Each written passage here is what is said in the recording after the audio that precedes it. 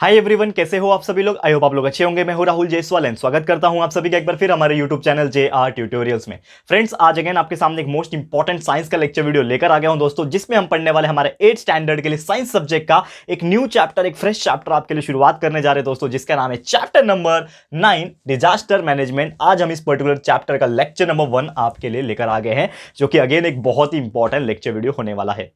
तो दोस्तों, जैसे कि आपको पता है कि डिजास्टर मैनेजमेंट, जब भी हम लोग ये वर्ड सुनते हैं तो सबसे पहले दिमाग में हिट होता है एक टॉपिक जिसका नाम है डिजास्टर। डिजास्टर का मतलब क्या होता है? तबाही मचना। अब वो तबाही जो मचती है वो दो तरीके से मचती है, और आपने शायद जब 7th स्टैंडर्ड में आपने पढ़ाई किया होगा, अभी तो आप 8th स्टैंडर्ड में चले गए हो, जब आपने 7th स्टैंडर्ड में स्टडी किया था तो आपको ध्यान में होगा एक चैप्टर था, वहां पे भी समथिंग ऐसे ही था जिसका नाम था डिजास्टर मैनेजमेंट। एंड उसमें आपने देखा था कि डिजास्टर के दो रूप कौन से होते हैं। दो रूप ये होते हैं, मैं आपको बताऊंगा थोड़ा सा 2 मिनट लेके पहले का।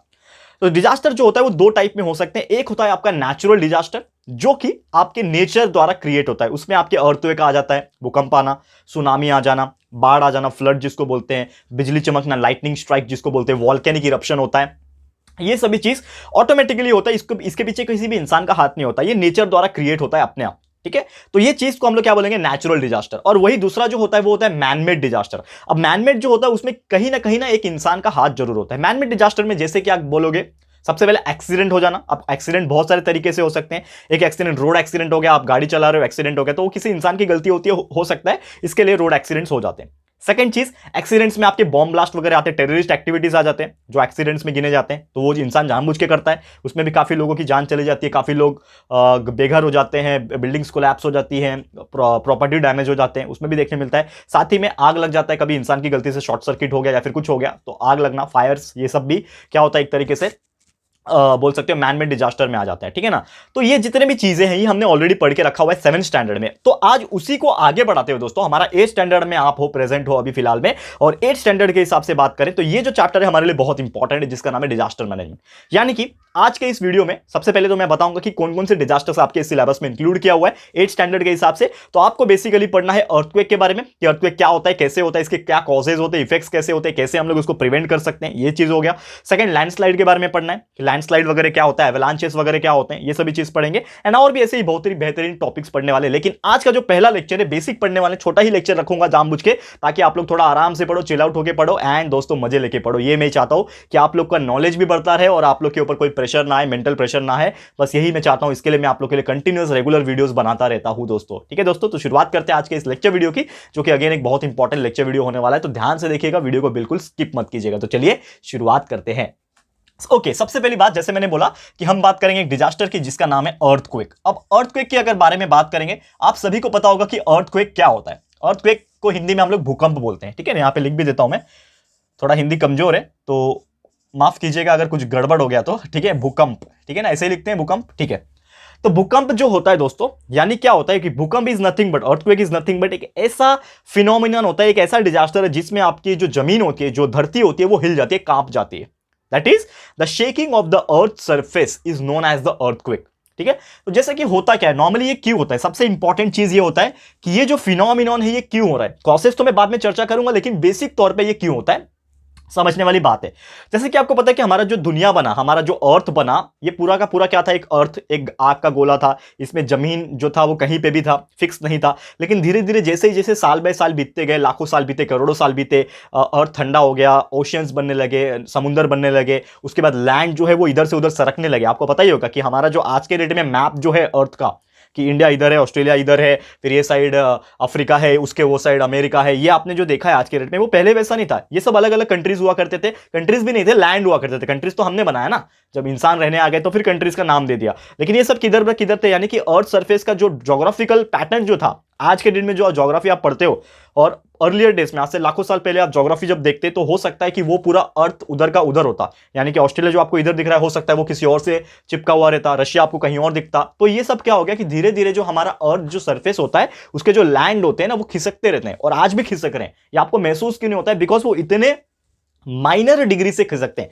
आपने मूवीज भी देखी होंगी, एक मूवी बनी थी इसके ऊपर, कि उसमें बताया था कि जो हमारा अर्थ सरफेस होता है वो बहुत तेजी से घसक रहा है, और वो इतने तेजी से जब घसकने लगेगा तो हमारा जो पृथ्वी है वो खत्म भी हो सकता है। हर जगह तबाही मच सकती है, अर्थक्वेक आ सकता है, डिजास्टर आ सकता है, एवलांचेस आ सकते हैं। ये सब आपने देखने मिला था। तो हमारा जो अर्थ है, समझ लो ये मेरा जमीन का टुकड़ा है।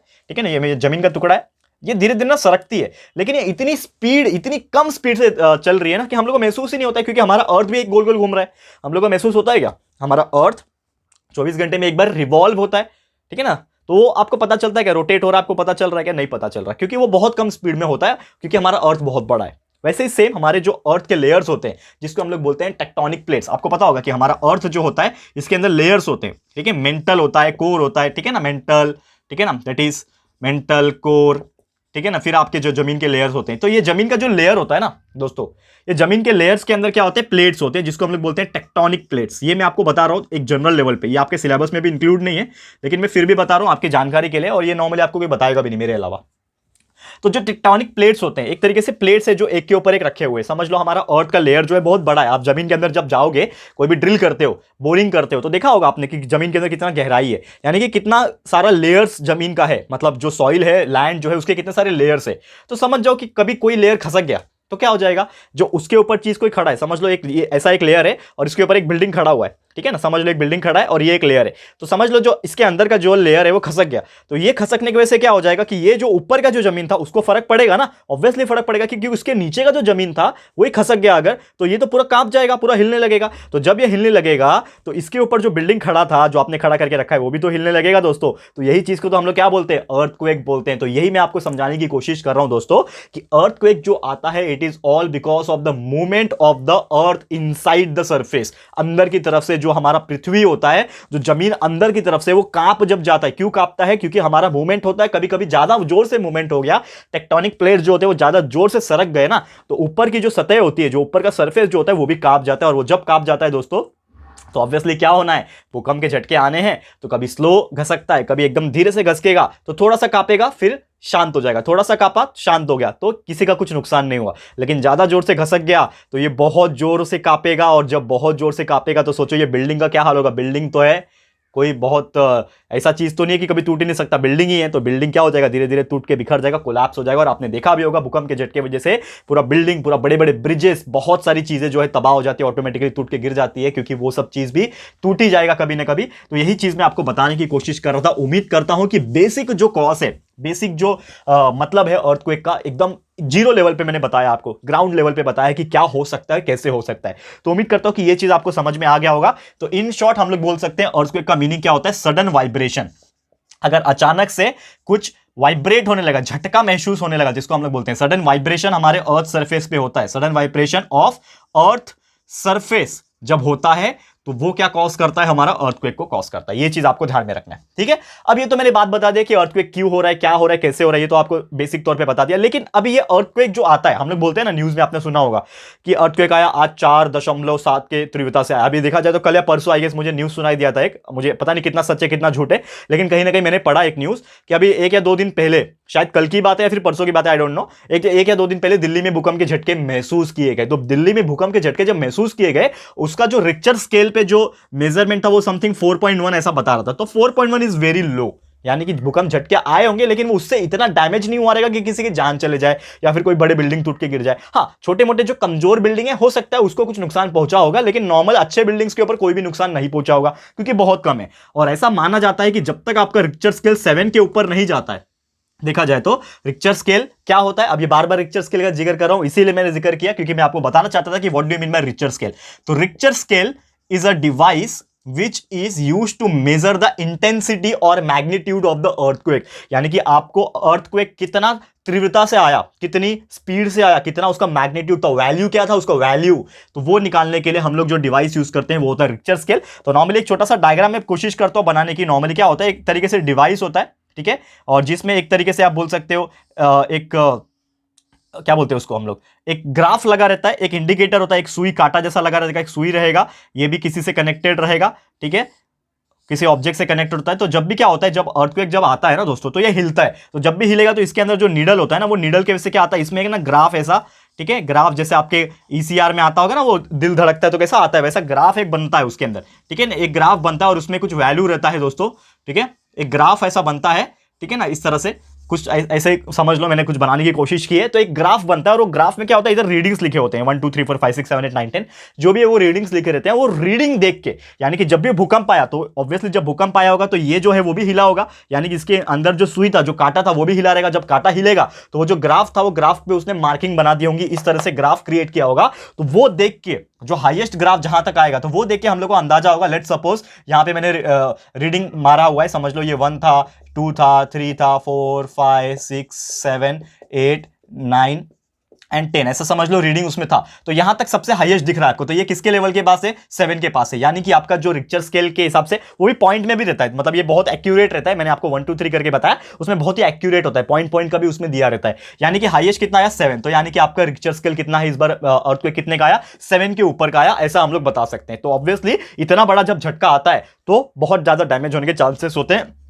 एंड एक और चीज यहां पे बताना चाहूंगा, जैसे कि आपको पता है कि हमारा जो अर्थक्वेक है ये बहुत खतरनाक चीज है, और जब ये अर्थक्वेक आता है ना तो इसके वजह से बहुत सारे नुकसान भी होते हैं। तो उसके इफेक्ट्स क्या क्या होते हैं, ये सभी चीज मैं चर्चा करूंगा। तो उम्मीद करता हूं कि ये आपको बेसिक समझ में आ गया होगा कि किस प्रकार हमारा अर्थक्वेक आता है। पहली बात तो जमीन के अंदर टेक्टोनिक प्लेट्स कैसे खसकते हैं, ये सभी चीज जो मैंने बेसिक तौर पे कंसेप्चुअल नॉलेज देने की कोशिश की है, ये आपको समझ में आ गया होगा। फिर अगर अर्थक्वेक आता भी है तो आजकल का क्या टेक्नोलॉजी है जिससे हम लोग मेजर कर सकते हैं, कैसे नाप सकते हैं कि अर्थक्वेक कितना आया, तो उसको हम लोग बोलते हैं रिचर स्केल। रिचर स्केल के हेल्प से हम लोग क्या करते हैं, एक तरीके से मेजर करते हैं। और एक चीज मैं बताना रहेगा यहाँ पे, मैं आपको बताने की कोशिश करता हूं कि कभी भी अर्थक्वेक आता है ना, तो अर्थक्वेक का ना एक सेंटर पॉइंट होता है जिसको हम लोग एपी सेंटर बोलते हैं। ठीक है, अर्थक्वेक जब भी आता है, लेट्स सपोज कि मेरा यहां पे अर्थक्वेक आया, ठीक है ना, यहां पे मैं रहता हूं, यहां पे अर्थक्वेक आया, तो जब भी अर्थक्वेक आता है तो ये क्या हो गया, उसके लिए जहां पे मेन स्पॉट है, जहां से अर्थक्वेक निकल रहा है, जहां से मेन झटका महसूस हो रहा है, वो रहेगा मेरा एपी सेंटर। इसको हम लोग क्या बोलते हैं, एपी सेंटर होता है। और हमेशा याद रखना है कि एपी सेंटर के आसपास का जो एरिया होता है वो हमेशा रेडियस में वैरी होता है,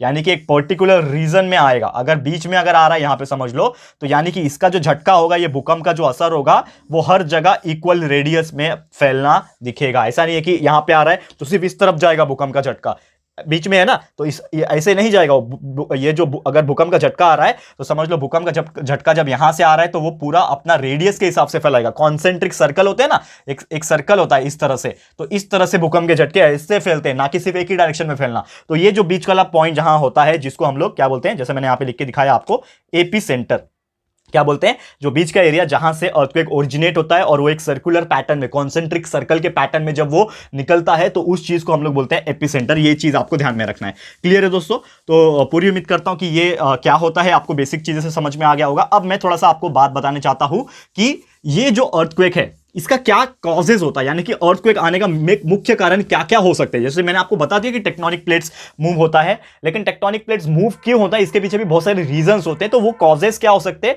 और अर्थक्वेक आने के बाद क्या परिणाम हो सकता है, क्या इफेक्ट भी आ सकता है उसका, ये सभी चीज हम लोग यहां पे डिस्कस करने वाला हूं आपके सामने, जो कि आपके लिए बहुत ज्यादा इंपॉर्टेंट है। तो सबसे पहले बात करेंगे हम लोग कॉजेज के बारे में, ठीक है ना। कॉजेज क्या होता है, क्या इसका मुख्य कारण है, ठीक है। तो सबसे पहले अगर मैं बात करूं, अर्थक्वेक आने का मुख्य कारण यह होता है, जो कि होता है वॉल्केनिक इरप्शन।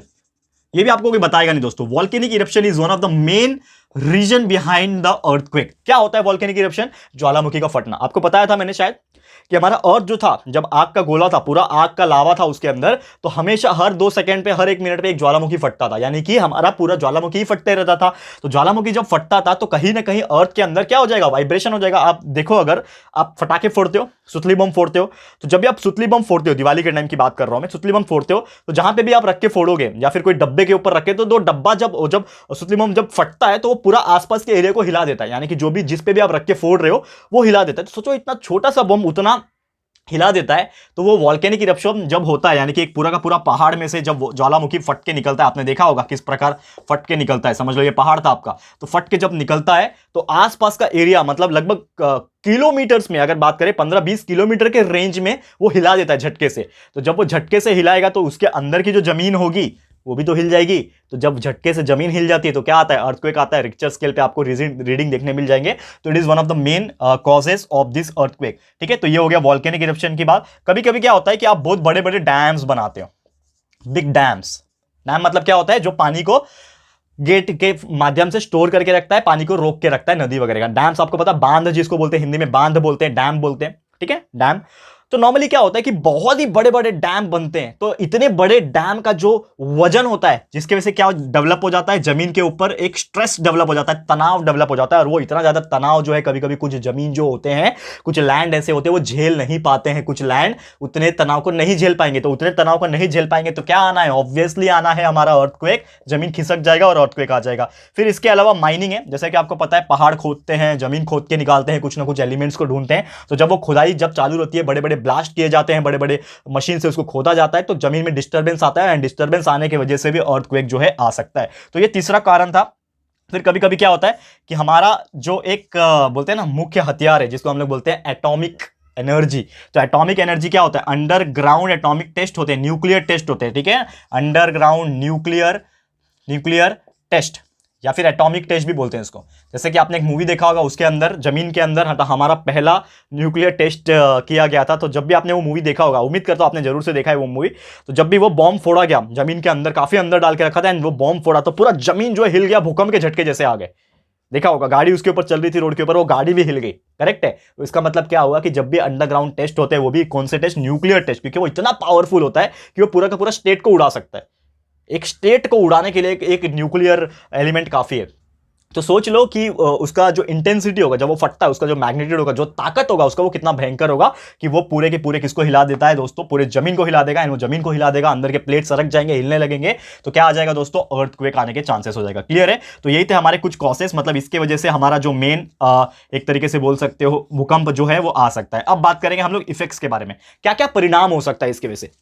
हम लोग बात करें परिणाम के बारे में, देखो अर्थक्वेक जो है सबसे मेन तो यही है कि आपका जब भी भूकंप आता है तो दो चीज तो होना निश्चित है। एक तो लाइफ जो है, इंसान की, जानवर की लाइफ जो है वो खतरे में आ सकती है, इंसान मर भी सकता है, डेथ भी हो सकता है। और साथ ही में प्रॉपर्टी, अब प्रॉपर्टी में क्या आ जाता है, आपके सब चीज आ जाते हैं, बिल्डिंग्स आ जाते हैं, डैम्स आ जाते हैं, ठीक है ना। डैम्स तो मैंने बहुत बड़ी बात कर दी, लेकिन बिल्डिंग्स हो गए, स्काई स्क्रैपर्स हो गए, ब्रिजेस हो गए, रेलवे ट्रैक्स हो गए, रोड्स हो गए, ये सभी चीज आपको देखने मिलते हैं। तो ये काफी ज्यादा ह्यूमन बींग्स का, वाइल्ड एनिमल्स का, एंड साथ ही में कुछ प्रॉपर्टीज का जो है नुकसान होने लगता है।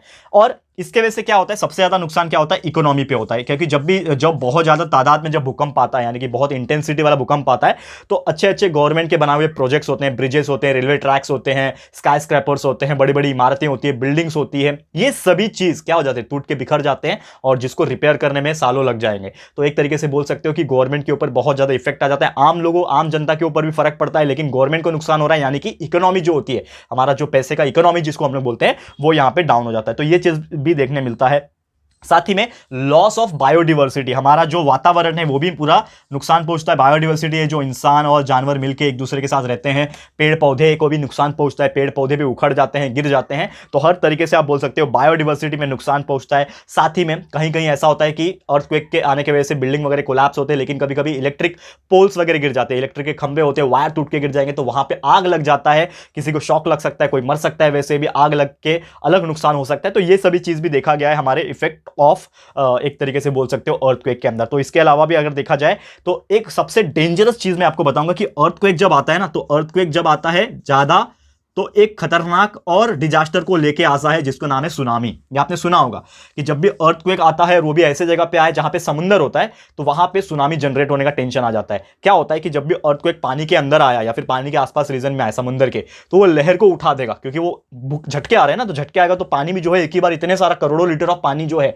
समुंदर के अंदर, वो भी उठ जाएगा, एंड वो उठते जाएगा और इतने बड़े बड़े ऊंचे ऊंचे लहर में कन्वर्ट हो जाएगा, जो कि हम लोग की बिल्डिंग के भी बड़ा होता है। आपने सुना होगा सुनामी के बारे में, और आया भी हमारे इंडिया के लोएस्ट पार्ट साउथ इंडिया में आया था एक बार, नॉर्मली इंडियन ओशन में, एंड जापान वगैरह तो आता ही रहता है, क्योंकि जापान में अर्थक्वेक बहुत आते हैं। तो जब भी अर्थक्वेक आता है तो सुनामी आने के चांसेस उतने ही हो जाते हैं अगर आसपास समुंदर का एरिया है तो ये चीज भी याद रखना है। और एक बार सुनामी आता है तो उसका जो डिस्ट्रक्शन लेवल जो है वो बहुत ही ज्यादा खतरनाक है, उसको तो हम लोग इमेजिन भी नहीं कर सकते। इतना खतरनाक होता है सुनामी कि वो बड़े बड़े चीजों को उठा के पटक सकता है, बड़े बड़े जहाज, बड़े बड़े शिप्स को उठा के पटक सकता है, उतना ताकत रहता है। तो दोस्तों यही था हमारा कुछ एक तरीके से बोल सकते हो causes and effects of this particular disaster, जिसका नाम है दोस्तों अर्थक्वेक।